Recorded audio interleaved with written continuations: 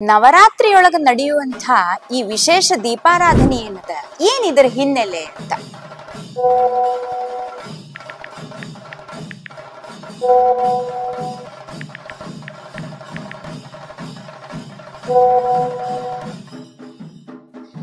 ಎಲ್ಲರೂ ದಿನನಿತ್ಯ ದೇವರ ಮುಂದ ನಂದಾದೀಪವನ್ನ ಹಚ್ತೀವಿ.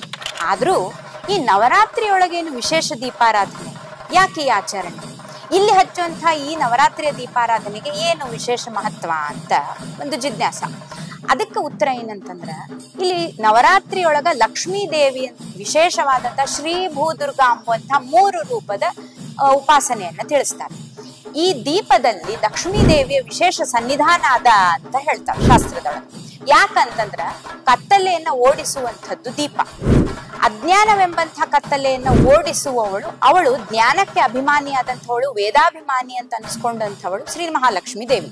ಅದಕ್ಕಾಗಿ ಈ ದೀಪದಲ್ಲಿ ಲಕ್ಷ್ಮೀ ದೇವಿ ವಿಶೇಷ ಸನ್ನಿಧಾನ ಅದ ಅಂತ ಶಾಸ್ತ್ರದೊಳಗೆ ತಿಳಿಸ್ತಾರೆ. ದೀಪದಲ್ಲಿಯೂ ಸಹ ಹಚ್ಚಿದ ದೀಪದ ಮೂಲದಲ್ಲಿ, ಆ ದೀಪ ಉರಿಯುವಂತಹ ನಾಲೆಯಲ್ಲಿ, ದೀಪದ ಕೆಳಗಿನ ಭಾಗದಲ್ಲಿ ಅನೇಕ ದೇವತೆಗಳ ಸನ್ನಿಧಾನ ಅದ ಅಂತ ಕೂಡ ತಿಳಿಸ್ತಾರೆ. ಅದಕ್ಕಾಗಿ ಈ ನವರಾತ್ರಿಯಲ್ಲಿ ವಿಶೇಷವಾಗಿ ಒಂದು ಘೃತದ್ದು ಅಂದ್ರೆ ತುಪ್ಪದ್ದು, ಇನ್ನೊಂದು ಎಣ್ಣೆಯದ್ದು, ಅದರೊಳಗೂ ವಿಶೇಷವಾಗಿ ಎಳ್ಳೆಣ್ಣೆ ಹಾಕಬೇಕು ಅಂತ ತಿಳಿಸ್ತಾರೆ. ಅದು ಬಹಳ ಉತ್ತಮ ಪಕ್ಷ ಅಂತ ಹೇಳಿ ಹಿಂಗ 2 ದೀಪಗಳನ್ನು ಹಚ್ಚೋದು.